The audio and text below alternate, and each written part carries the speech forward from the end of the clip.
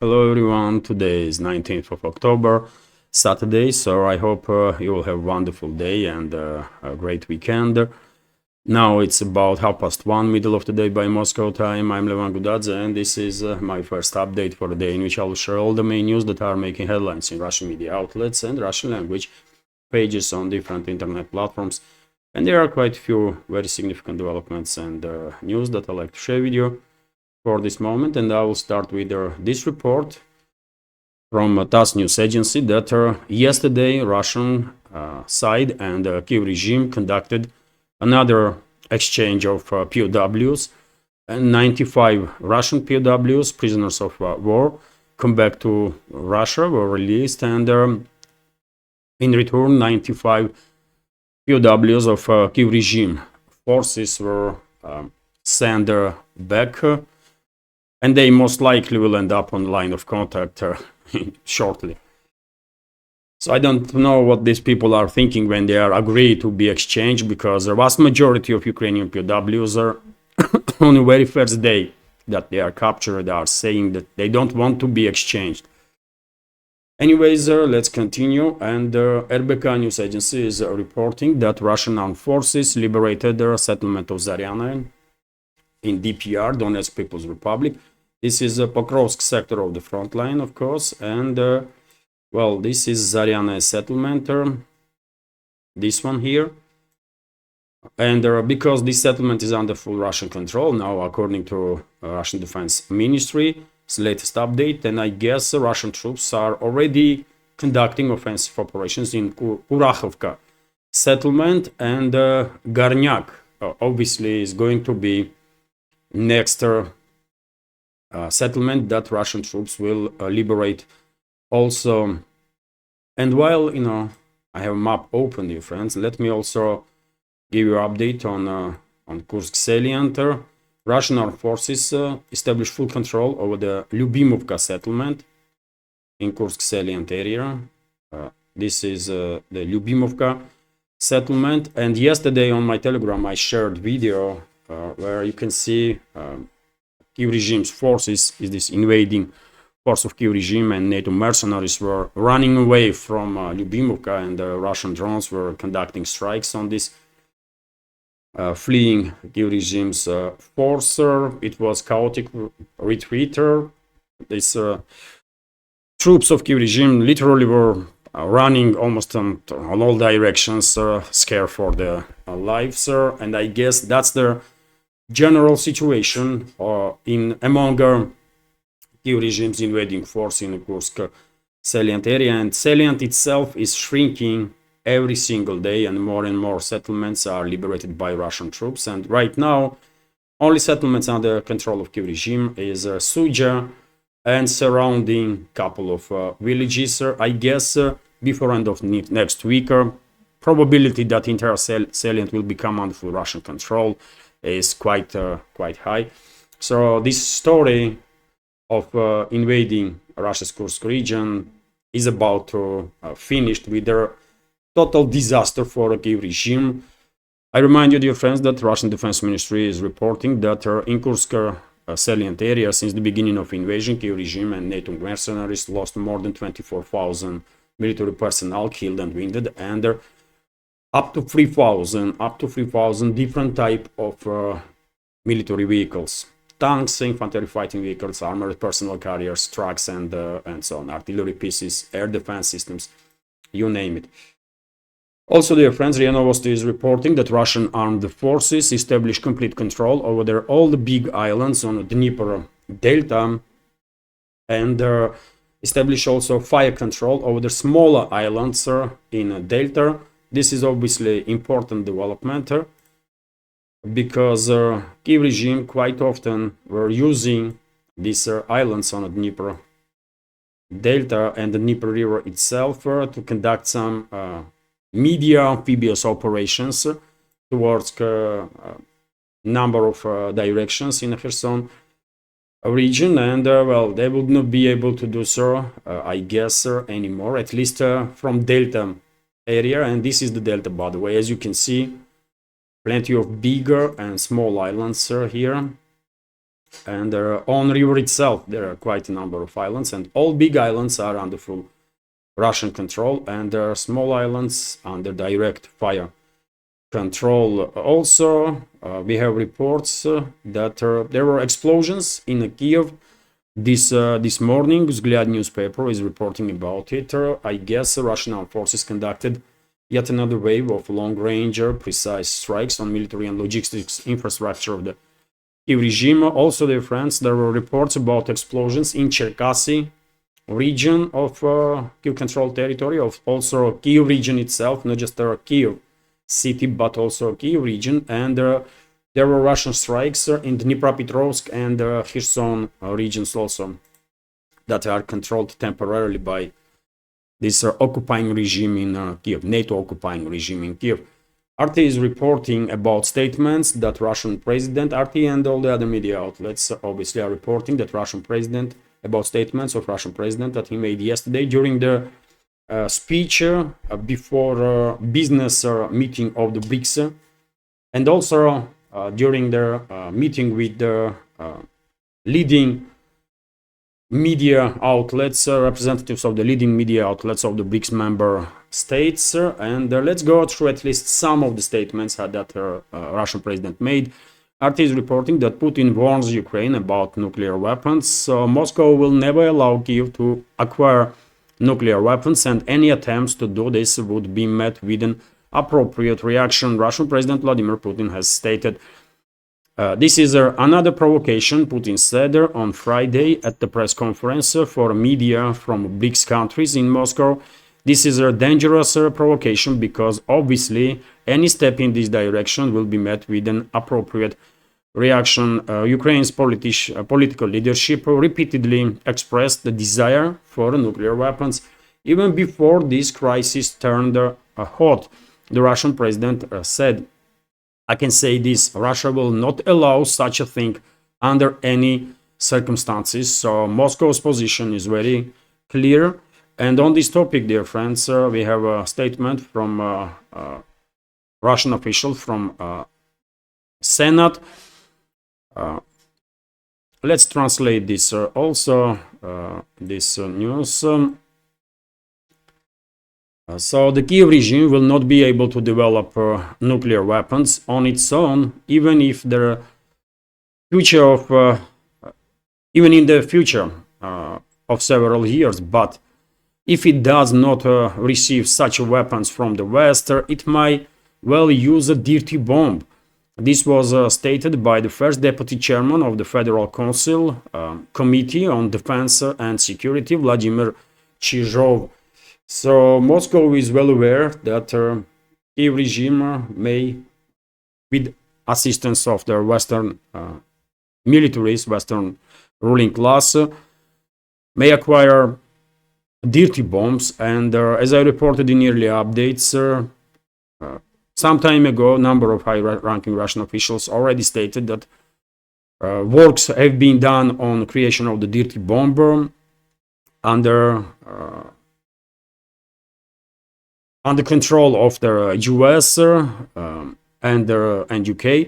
Some toxic materials were transferred to Kiev for these purposes, radioactive materials, and I would not be surprised at all if Kiev regime, formerly Kiev regime, in reality NATO, already has several dirty bombs in its disposal on Kiev controlled territory right now. In any ways, Russian president was very clear on the topic of Kiev regime becoming nuclear.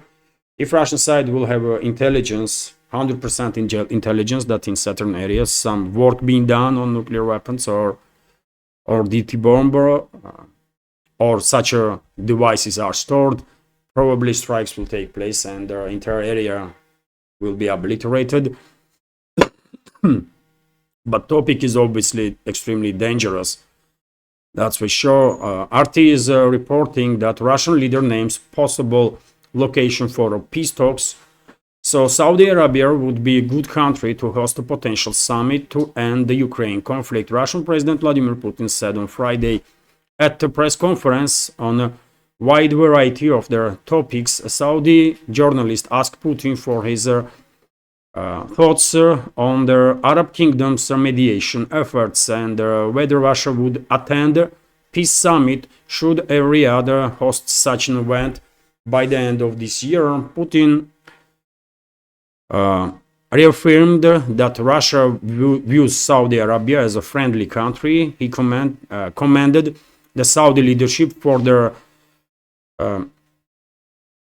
efforts to bring a peace, and then quote, so if such an event would be organized in Saudi Arabia, obviously the venue itself would be rather comfortable for us.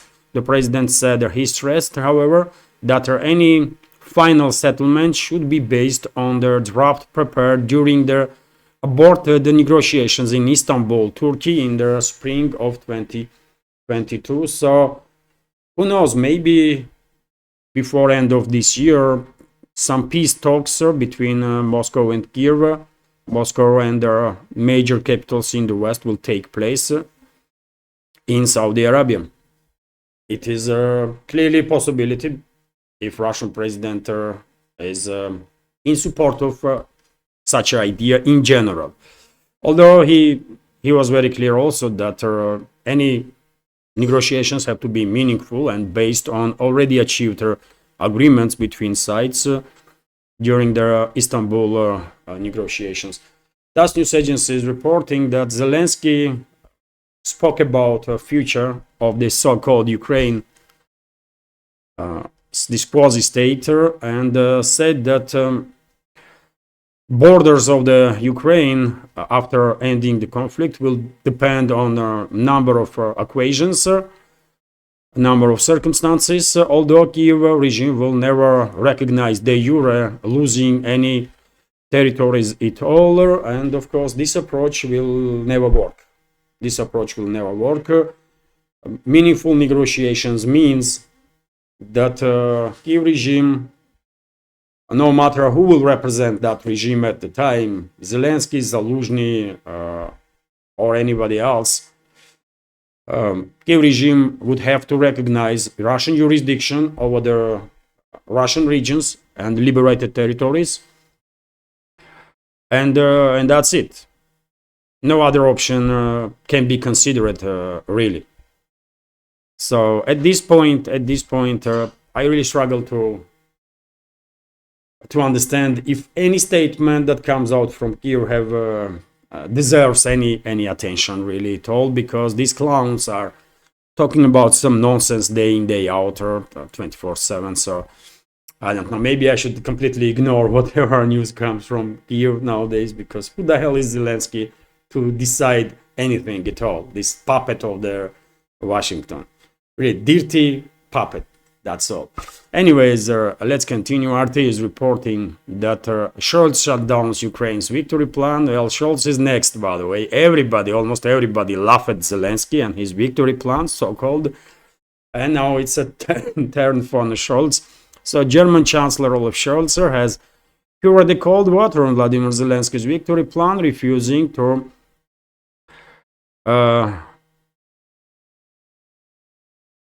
acquiesce to some of its key points. He argued that the EU has a responsibility to ensure that the conflict in Ukraine does not become a war between Russia and NATO. On Wednesday, as you know, dear friends, Zelensky presented before Ukraine's Rada, or so-called parliament, his victory plan, 5 points from 8-point plan. 3 points are classified according to statements from Kiev. So among the publicly disclosed points are demand that Ukraine be immediately admitted into NATO. Secondly, Kiev wants its Western backers to lift all restrictions on the use of long-range missiles, including strikes against targets deep inside the Russia's internationally recognized territory.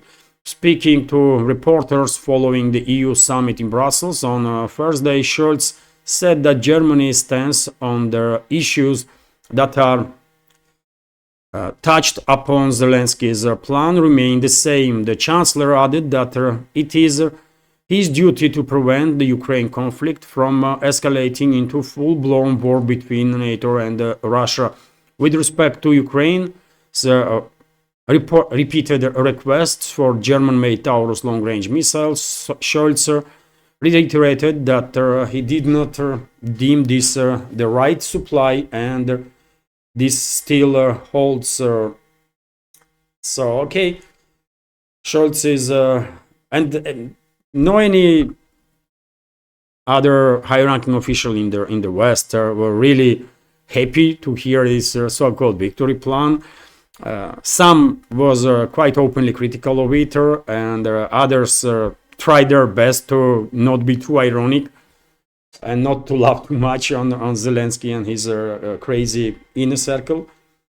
And when it comes to Scholz, well, okay, he's standing on his earlier position that no Taurus missiles will be sent to Kiev control territory, because after all, we all remember that conversation between German officers, isn't it? When that was intercepted by some groups, and then eventually that conversation recording ended up in hands of RT, right? When these officers were openly talking about that these Taurus missiles could not be operated by Kiev regime, German militaries had to be involved in that, and we all know this.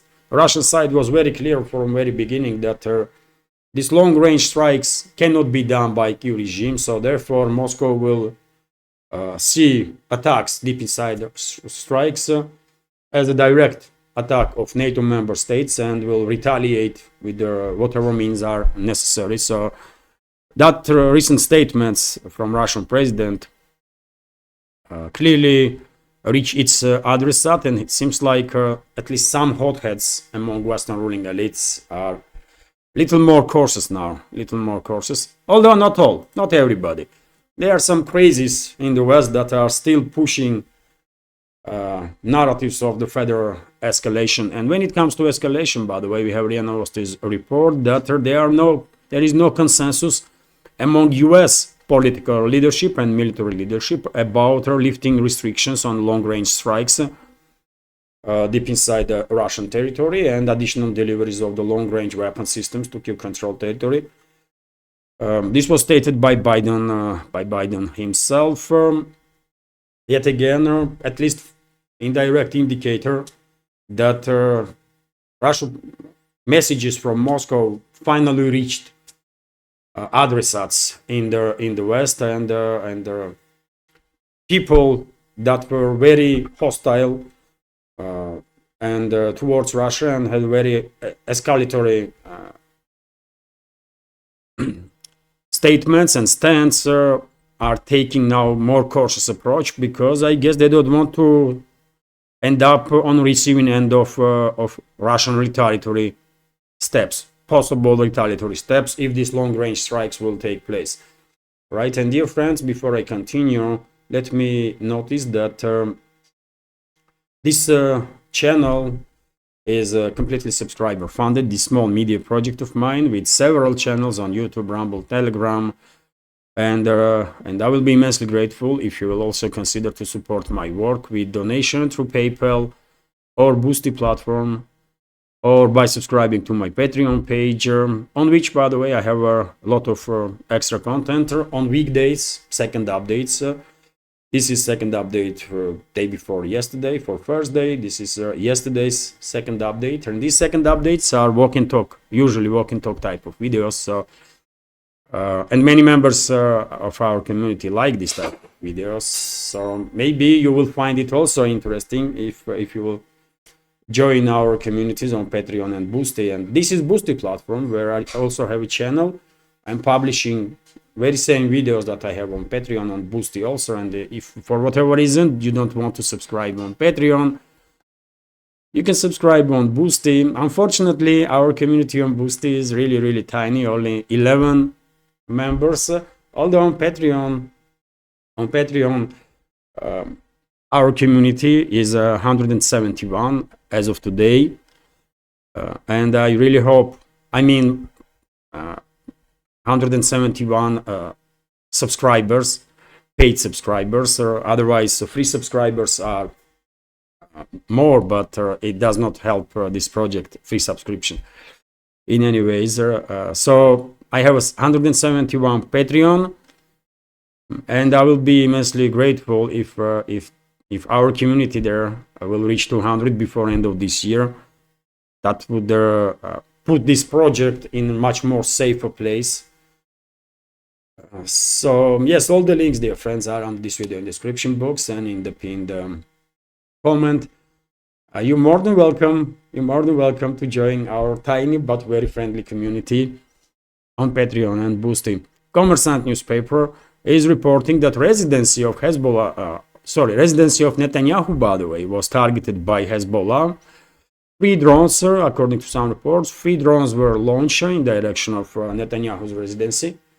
2 was shut down by air defense systems, and 1 drone hit some building not far away from residency itself, although there are some reports that are arguing that that drone actually hit residency. Hard to tell, obviously. I am not there, but according to reports from Times of Israel, Netanyahu and his wife at the time of this strike were outside of that residency and were not harmed. But this information is clearly can be seen as a confirmation of predictions that many commentators, including myself, made, that what goes around comes around, isn't it? It's not just Israel or US regimes that can target their political opponents or leadership of whatever groups they find they designate as enemies.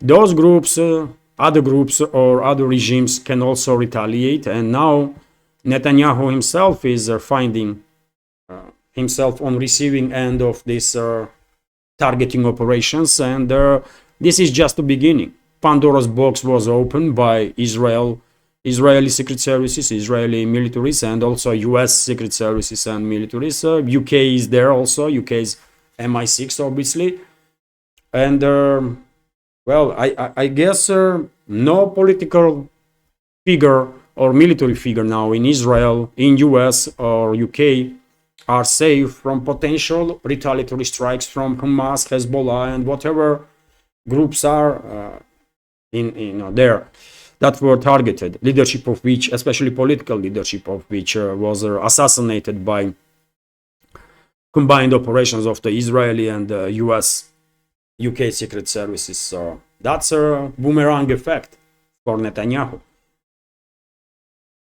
So he should stay in a bunker somewhere now. He wanted it, and well, he will have it now. Das news agencies reported that, although, by the way, if you ask me, Netanyahu should be in jail for life, obviously, for all the crimes that he committed against humanity and his criminal associates. But until he is jailed, and he will be jailed eventually, I believe, until he is jailed, it's better for him to stay in a bunker because there are forces after him. He started the process that he could not end. Last news agency is reporting that Russian and Indonesian navies will conduct first ever combined maritime exercises in November, which is great news. By the way, relationships between Moscow and Jakarta are improving very, very rapidly and reaching whole new levels. So not just in terms of political relationships or economical ties, but also, as we can see, in terms of military cooperation, which is great. This cooperation definitely makes global South in the Pacific region safer. I believe. So yes, well done. And right now, by the way, today, I believe Russian warship is in Malaysia on a friendly visit. So Russian fleet, after some time, when Soviet Union collapsed, Russian fleet was not really active on world's oceans. But nowadays, we see that every other week, every other month, there are some exercises. Russian warships are visiting different places, which is great. It's just demonstration of the flag, but this is clearly indicates also increased cooperation between Russian militaries and militaries of hosting nations, right? And further development of the relationships, political, economical, and military between their sides. So it's all good. TASS News Agency is reporting that, well, as you know, dear friends, or at least many members of our community probably already know that yesterday there was a blackout on Cuba. Almost entire island lost electricity due to some emergency situation on one of their energo plants, major energo plants on Cuba, and the Russian embassy reacted on this information and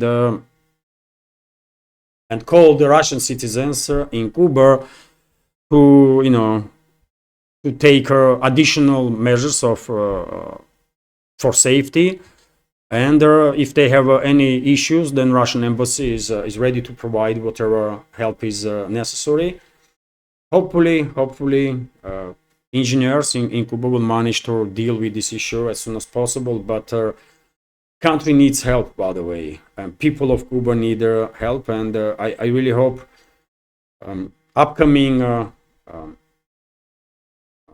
during the upcoming BRICS summit, some serious decisions will be made about cooperation between BRICS member states and Cuba. Havana asked for partner status in BRICS, and I guess this application will be agreed by BRICS member states, and Cuba will become official partner of BRICS and eventually member state, and hopefully BRICS members will start supporting Cuba any way possible without paying too much attention on that illegal US sanctions because and embargo, by the way. It is time rest of the world outside of collective West to start ignore Western ruling class and completely basic. Who the hell is Western ruling class and who are they to impose embargo for decades and decades on Cuba? They are criminals, right? Mass murderers, terrorists. That's what Western ruling class is. And I think it is really time for the world to get united and say, you know what? We don't know what you think about yourself, but we don't give a damn no more. And we will never ever consider anything that comes out from you as a legit. So therefore, just F off. Or else.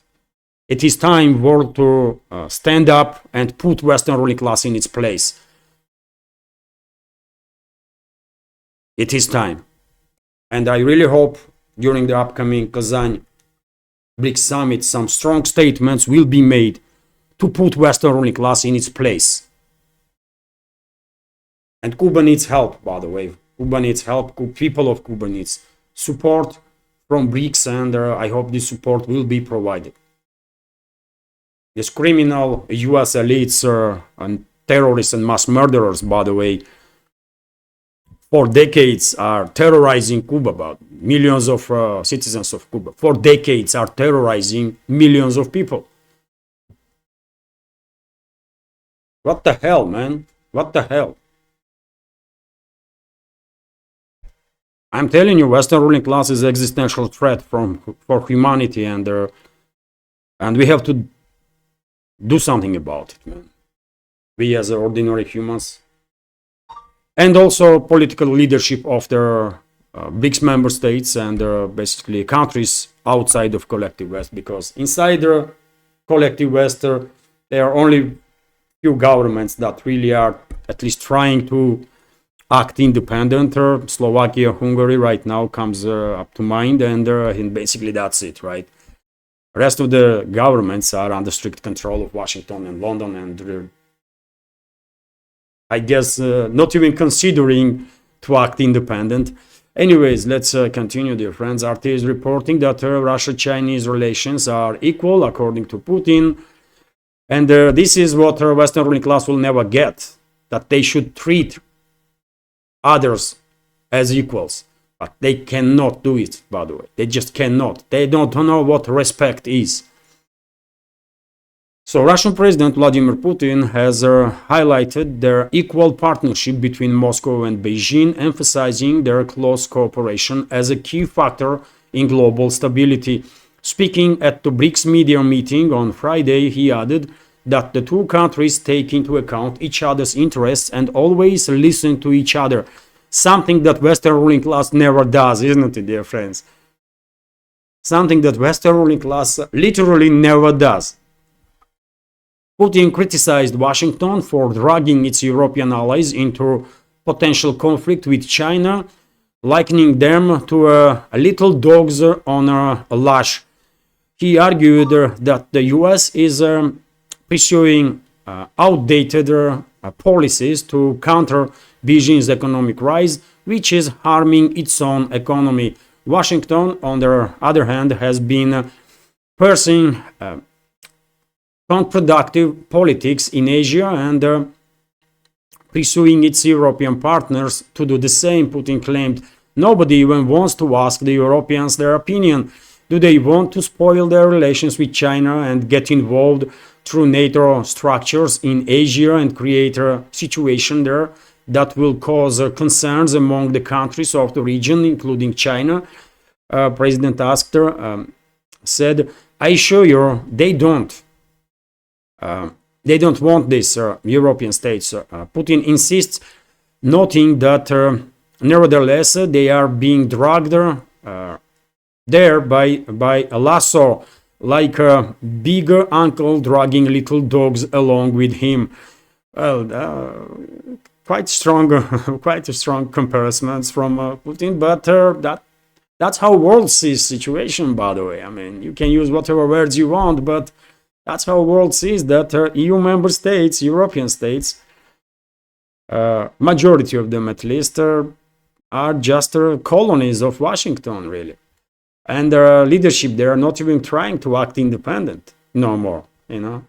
And there are very few exceptions. I just mentioned Hungary, Slovakia, and that's it. Currently, Serbia, obviously, but Serbia is not a member of the EU. So Serbia is a different story. Putin stressed that it is now impossible for the US to halt China's development, and that Washington is 15 years too late to attempt such a thing. They are objective processes of economic development, or they are connected with their million factors, the Russian leader explained, adding that the US sanctions on China have backfired because attempts to restrain China's development have a negative impact on the economy of the US itself. Speaking at the plenary session of BRICS Business Forum in Moscow on Friday, Putin also stated that groups, nations have become the main drivers of the international economic growth, and that their potential will continue to increase, which is also factual, by the way. BRICS member states economies are now 37 or 39% of world's GDP, while G7 countries are 20 something, right? So BRICS is already significantly bigger than G7, and this difference in GDPs between BRICS and G7 will only continue to increase, right? It's just an inevitable process because economies of the BRICS are much bigger, potential is much bigger, and I mean, just India and China alone, by the way, are over 3 billion people. That's immense potential there, isn't it? Economical growth, and nothing to be said about other BRICS member states that combined also will account for another billion and more. So yes, Putin definitely has a point, and well, it is good. It is good that Russia-Chinese relationships are further developing and improving. And same time, relationships between Russia and India are on the top level also, and hopefully always will be. It is also strategically important for both countries, I believe, for Russia and India to maintain strategical partnerships for variety of reasons, including for global stability. RT is reporting that countries are lining up to join the BRICS. Putin also spoke about this during this conversation with the BRICS media. The number of countries engaging with the BRICS group has been growing, with some 30 nations showing interest in cooperating with it in some form. Russian President Vladimir Putin has said, stressing that the group is not an anti-Western organization. Well, yes, group is not anti-Western organization, but West sees rest of the world as its enemy. West wants to dominate over the rest of the world, so therefore, obviously, BRICS is a hope for humanity to get rid of these psychopaths that are in charge of collective West, right? To minimize threats from those psychopaths. So therefore, even though BRICS is not against anybody, obviously BRICS have to act as a shield from all the negativity that comes from Western ruling class. And I'm specifically mentioning Western ruling class, by the way, not states, because governments come and go, states are there and nations are there to stay. And obviously, sometime in the future, hopefully, Western states will have a decent leadership. Western ruling class will become more adequate, maybe in 30 years, 40 years, 50 years time. I don't know. And at that point, obviously, world have to, get united again. And but before that, we will have this divide in this world when there is a collective West on one side and the rest of the world on other side. That's how it is.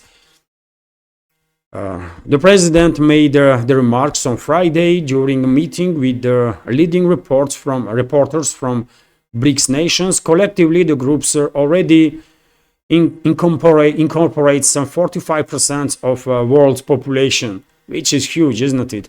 While its trade turnover and share in the global economy has been growing steadily, put in notice, our group is expanding. The number of friends and like-minded people with within the BRICS association has increased, and interest is in the association activities is very high, the Russian president said. To date, some 30 countries have expressed their desire to cooperate with BRICS to one degree or another, to join their activities of the organization in one way or another, Putin said.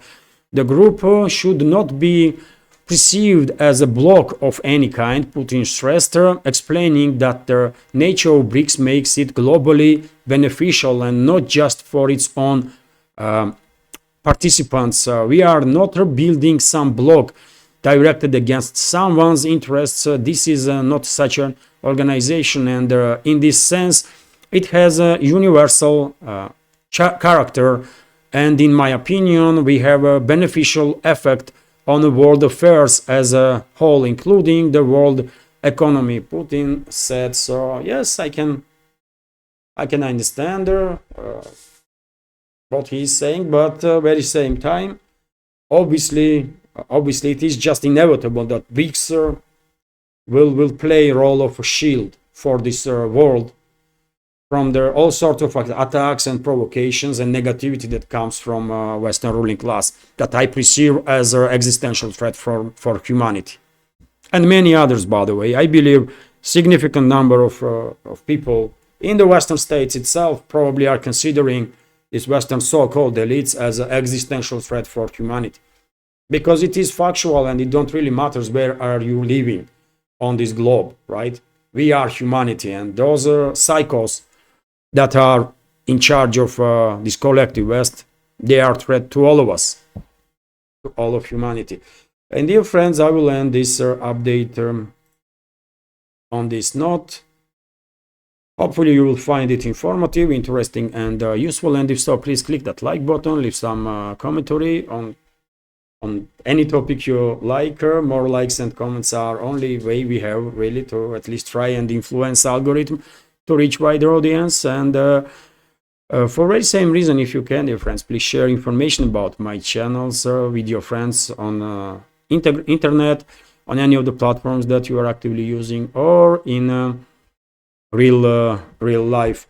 And finally, before I go, as I already mentioned, if you like my work, if you think me and my channels deserve to exist in this field of news and political commentary, please consider to support with donation or by subscribing to my Patreon and Boosty pages. All the links are on this video description box and in the pinned comment. Once again, have a wonderful day and a great weekend. Take care.